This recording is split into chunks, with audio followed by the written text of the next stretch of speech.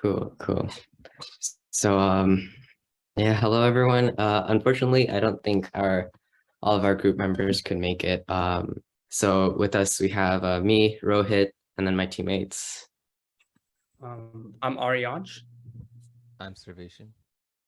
And today we'll be presenting about our research was about EEG signal analysis. More specifically, it was about using machine learning to streamline EEG readings. So, right. So, okay. So this is our table of contents. This is what we'll be talking about today. First, we'll be going over an introduction. What is EEG and why is it worth studying? Then we'll be going over the basics of EEG, what are brainwaves, channels, noise, and filters, so that you'll kind of understand what our research has been about and what we've been doing. Then we'll be going over our experimentation and what we've got as results of removing noise and unwanted signals through the use of filters, and our conclusion, moving forward with machine learning and AI. So just to preface this, our research is still ongoing. We haven't been able to get to the machine learning part. However, we have gotten pretty far as to filtering out signals and just reading EEG. So we'll be talking about what we've learned so far. Right, so with that, I'll be passing it on to my teammate, Sarveshan. So as Rohit said, first we'll be going over what EEGs are and why it's worth studying. So EEG is a method used to record nerve signals coming from the brain, and they capture electrical activity shown in 5 main frequencies. We'll go into that more later. And these signals can kind of be used to predict different disorders and essential information about how the brain functions. So some of the disorders include epilepsy, other seizure-related problems, tumors, brain damage, sleep disorders, and more. And so what we're basically mainly studying here is the fact that readings are often filled with unnecessary information and interference, such as from muscle movement, blinking, hand clenching, other signals, etc. And we're trying to use machine learning to, as Rohit said, streamline and simplify the process of filtering and extracting information from the readings in order to properly use it to diagnose certain conditions. So in this slide, we'll be going over the brain waves. You might have seen these in relation to sleep stages. So there's gamma, beta, alpha, theta, and delta. So delta is kind of deep, like the longest wavelength, and then decreases all the way to gamma. And then here are filters. So low frequency filter allows higher frequency waves to pass through, and as the name suggests, it filters out lower frequencies. The opposite is true for the high frequency filter, which allows lower frequency waves to pass through. And then the bandpass filter it kind of includes a different range of frequencies to pass through. And band stop filter is the opposite, excludes a range of frequencies to pass through. And special filters are the notch filter, which is type of band stop, which we explained in the previous slide, used to remove the line frequency, which is commonly emitted from equipment. So this is type of the interference we were talking about. And then there's the Gaussian filter, which is commonly used to remove noise in 1D and 2D data by smoothing it out and using averages to create new data. Yeah, so adding on to what Rohit and Sarveshan said, just to clarify, though we are using filters, we aren't using the filters electronically. We're not going to be using operational amplifiers or any type of electrical circuitry for this project. Rather, we're using Python and coding instead to basically make the filtering more effective. We have different types of channels. What these are is that these are sets of electrodes spread across the surface of your head, obviously non-invasive. And what these electrodes do is that they can detect the action potential in your brain.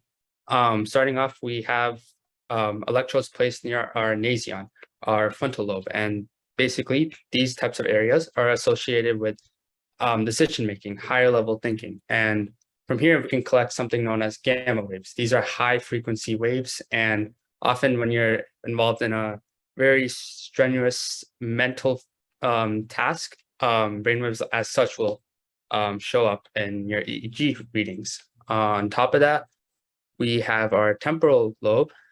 This is associated with memory and sound stimuli interpretation. And over here, we can find different variations of beta and alpha waves. And we have a parietal lobe.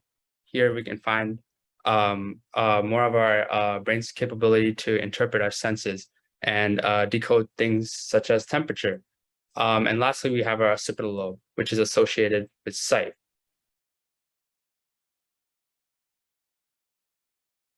Yeah, so essentially, when we take these readings, we just have different types of electrical currents, and different currents create different types of signals. And to represent that, we have the equation on top. It looks intimidating, but it really isn't. Basically, we have our actual EEG signal, and we have a bunch of random signals, noise, currents from random external sources.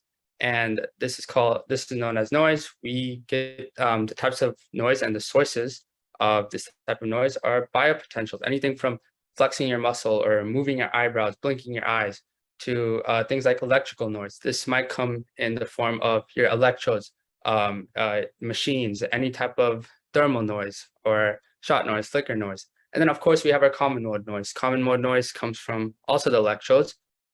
Basically, if we have two of the same or similar signals, what it can do inside the EEG machine is that it can basically stop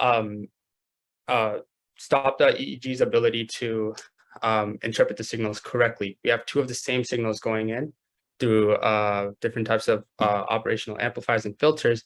And what this does is that it's going to filter, it's going to amplify types of currents that we don't want in our data. To stop this, we have our notch filter and we have our bandstop filter. Power line interference, that's one of the sources of noise. It comes, it's usually in a frequency of 50 to 60 hertz. And for that, we really need a filter that can crack down on that type of bandwidth. Thus, we use a notch filter.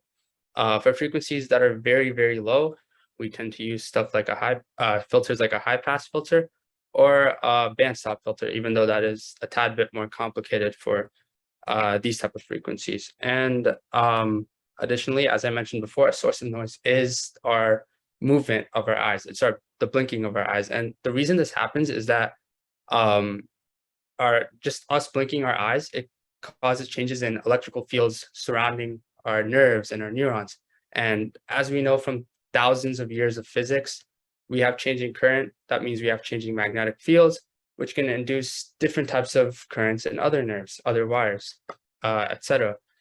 To combat this, we use wavelet transform. Basically, we decompose our signal into multiple different resolution levels, and we can control the scaling and shifting factors of each and every data point with a single wavelet function. Yeah, so there's many different types of variations of the ways we can place electrodes in our on the surface of our head, on our hair. But what we're using in this case is called the 1020 system.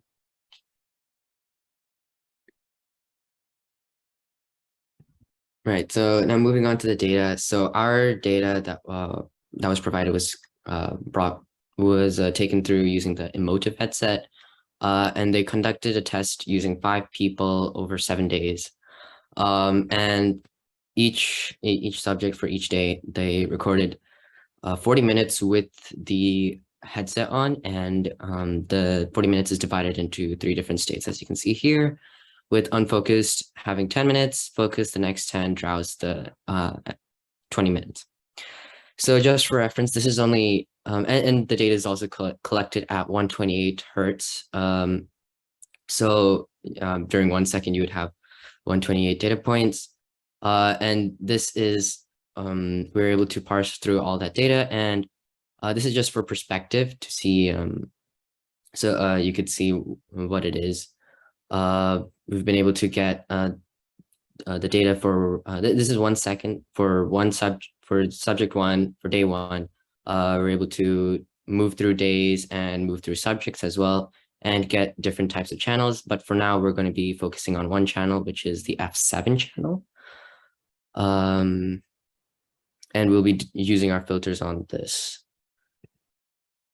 So the naked trends that we see from using the unfocused, from unfocused, focused, and drowsed filters or states, you can see we took 30 seconds of each, and you can see for the unfocused and focused, they have way more, higher concentration of higher frequencies, whereas for the drowse state, you have much lower frequencies, as you can see here by the really big dips in the data. So, and then for the focus, you can see really high points, really fast points, which is like really high point, which is high frequencies, and a signal is a more active state. Right, so next, this high frequency filter that we've been applied, this is our original data, and at first when we tried to apply, we got this weird obscurity. So to do that, we just truncate the data and remove that part. And after that, you can see clearly that the high frequency filter or the low pass filter allowed the low frequencies to pass through, and that's why you can't see these really small bumps here, which are really high frequencies. So this is what the high frequency filter does, or the low pass filter does. And as we increase the boundary, we can see more of the high frequency getting through. Next, we have the low frequency filter. And again, this is for references to the unfiltered. And as we go lower and lower, we can see that the data loses most of its higher frequencies, or sorry, loses more of its lower frequencies, because it's allowing all of the high frequencies to get through, as you can see here, with the really small bumps. Right, and so this is the bandpass and Gaussian filters. The bandpass is pretty much a combination of both the low pass and the high pass filters. So for that, you can see it's more smoothed out, but it keeps a lot of the high frequencies and low frequencies. And for the Gaussian filter, the data just becomes more smooth. So this is easier for like visual representation. And yeah. So lastly, before we end off, this was like the last thing that we took a look at, which was searching for features. So after we apply filters, we look for features in the data that could signal some sort of action. For example, a really like discrete data, or something that's abnormal could be like an eye blink or something. So selecting those features, in order to select those features, we need to figure out which channels to use. And to do that, we use like correlation, because sometimes when you use the headset, the different electrodes can interfere with each other. So this map shows us which electrodes are pretty similar to each other. As you can see here, like O1 and O2, like the O2 interferes with the F7 channel. And so those might not be ideal when extracting features.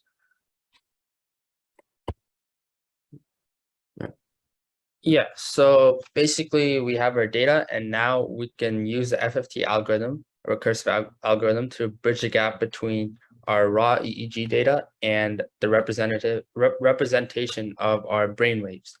So essentially the fast Fourier transform algorithm is an algorithm that computes the discrete Fourier transform of a sequence, or its inverse. And without getting too much into the calculus, it's basically just using Euler's theorem over and over again, along with polynomial representation. And essentially, with our Fourier analysis, we can convert a signal from its original domain to representation in a different domain, a domain of our different frequencies of our brainwaves.